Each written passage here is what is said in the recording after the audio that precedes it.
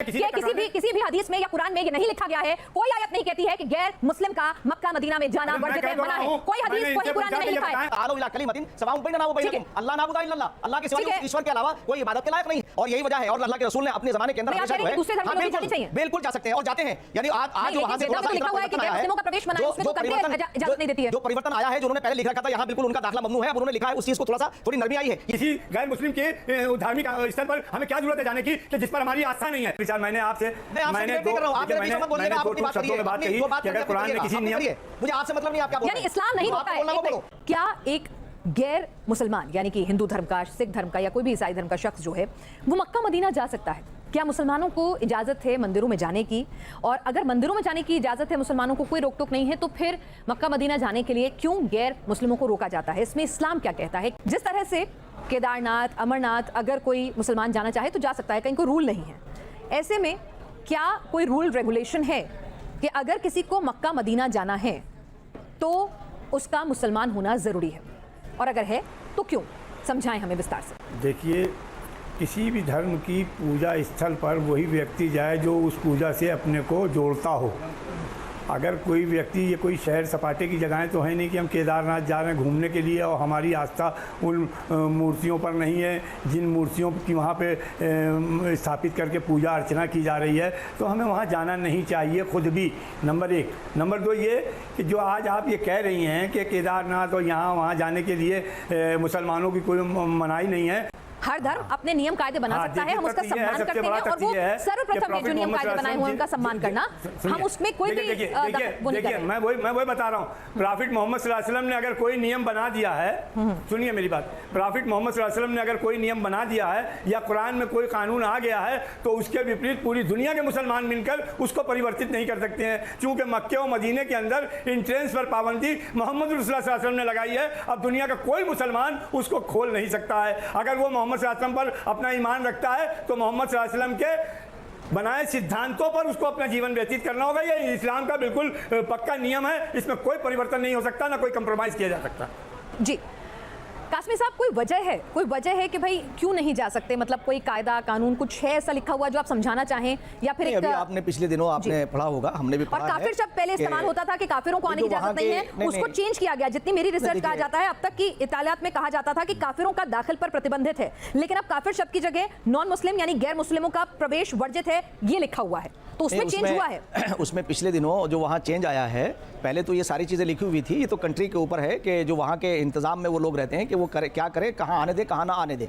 खुद हुजूर पाक सल्लल्लाहु अलैहि वसल्लम के, हज़रत मोहम्मद सल्लल्लाहु अलैहि वसल्लम के ज़माने में मस्जिद नबवी के अंदर गैर मुस्लिम आया करते थे और वो वफूद से अलग अलग बात क्या करते थे। और एक मौका तो ऐसा आया है कि कुछ गैर मुस्लिम आए और उन्होंने आकर के मस्जिद के सहन के अंदर गंदगी कर दी, तो यानी जो पोटी वगैरह या पेशाब वगैरह उन्होंने जब वो मूत्र वगैरह किया तो उन्हें रोका, तो सहाबा ने जो उनके संगति थे वो दौड़े कि भाई ये क्या गलत काम कर रहे हो, तो उन्होंने फ़ौरन रोका कि नहीं ऐसा नहीं करो, उन्हें करने दीजिए। तो मैं आपको ये बता दूं कि ये कंट्री का मामला है कि वो अपने इंतजामी उमूर की बिना पे ऐसा करते होंगे। नबी करीम सल्लल्लाहु अलैहि वसल्लम ने गैर मुस्लिमों से मस्जिद के अंदर बात की है और वहाँ उनके पास जो वफूद आया करते थे उन्होंने उनसे बात की है। और मैं समझता हूँ कि जो अल्लाह को एक मानते हैं, यानी आपको बता दें कि जन्नत के बारे में जो लोग बात करते हैं, फमन क़ाला ला इलाहा इल्लल्लाह, इतना काफ़ी है कि जो अल्लाह के, यानी काफिर का जो माने जो लोग कहते हैं ना, काफिर के माने इनकार करने वाले के हैं, मुनकिर के हैं, वेदों निंदका नास्तिक, जैसे वेदों का इनकार करने वाला नास्तिक है, ऐसे ही यानी ईश्वर का इनकार करने वाला यानी उसे मुनकिर कहा गया है। तो उसे आप उसकी अरबी में अगर उसका ट्रांसलेट करेंगे तो वो काफिर कहा जाएगा। तो इसीलिए जैसे कहा गया वेदों निंदका नास्तिक, यानी वेदों का ज्ञान का इनकार करने वाला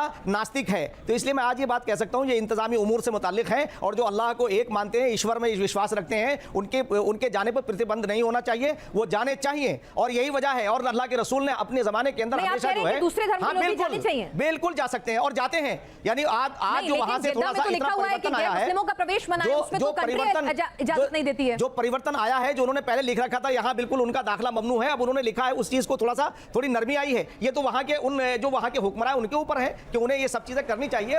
अगर कोई जा सकता और जाते हैं मक्के मदीने, हाजी मोहम्मद सलीम साहब यहाँ पर मुफ्ती शमून कासमी साहब कह रहे हैं कि जाने देना चाहिए, इसमें कोई मनाही नहीं होनी चाहिए। बिल्कुल, आप भी इस से इत्तेफाक करते हैं कि मक्का मदीना में अगर कोई भी जाना चाहे उसे जाने देना चाहिए। कासमी साहब अपने विचार अच्छा हमको सिखा रिया है आपसे, मैंने डिबेट नहीं कर रहा हूं, आप मेरे बीच में मत बोलिएगा, आप अपनी बात करिए, बात कही कि अगर कुरान में किसी नियम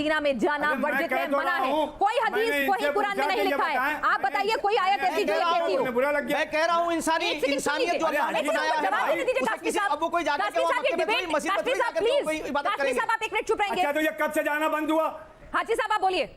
हाजी साहब आप बोलिए, हाजी साहब को ऑडियो अप करें, कासमी साहब को आउट करें। मैंने कहा हाजी साहब आप बोलिए, मैं आपसे सीधा सीधा पूछ रही हूँ, क्या किसी कहीं किसी आयत में कुरान की या हदीस में ये लिखा हुआ है कि मक्का मदीना में गैर मुस्लिम का जाना मना है, और अगर हाँ तो मुझे उसका हवाला दीजिए। यही मैं कह रहा हूँ।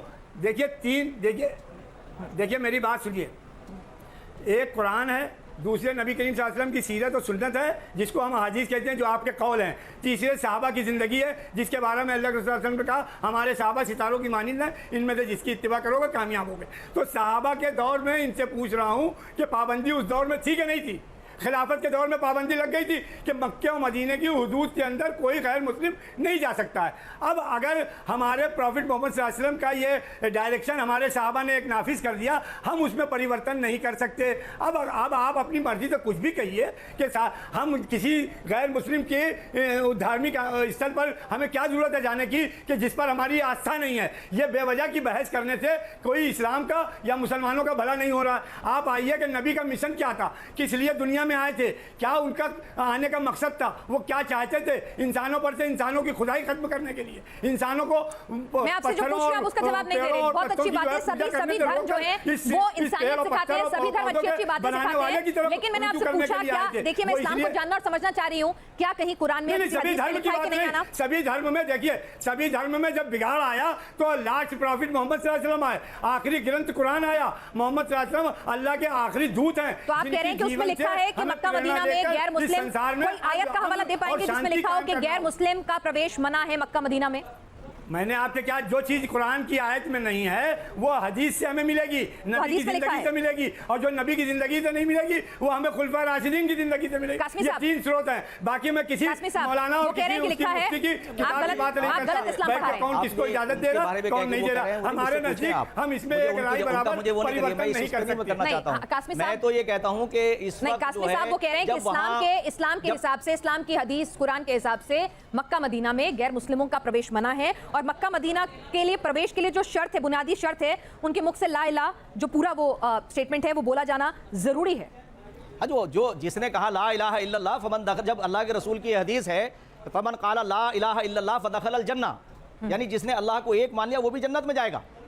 ये अल्लाह के रसूल की जब हदीस है तो वो फिर तो मदीने और मक्के में फिर वो काफिर कहाँ रह गया, वो काफिर रह कहाँ गया? हम तो ये कहते हैं इन बातों के ऊपर अगर कहीं ऐसी चीजें हैं भी तो उसके ऊपर सोचना चाहिए। और आने के बाद जब सारा विश्व एक परिवार है, एक खानदान है, और कुरान पाक के अंदर अल्लाह पाक ने फरमाया कि जब तुम्हारे अंदर बहुत सारी चीजों में इख्तलाफ हो जाए तो तुम उस चीज के ऊपर जमा हो जाए जहां तुम में और उनमें एकता हो सकती है। क्या तालो इला कलिमतिन सवाउन बैनना व बैनकुम अल्लाह नाबुदा इल्लल्लाह, अल्लाह के सिवा ईश्वर के अलावा कोई इबादत के लायक नहीं है।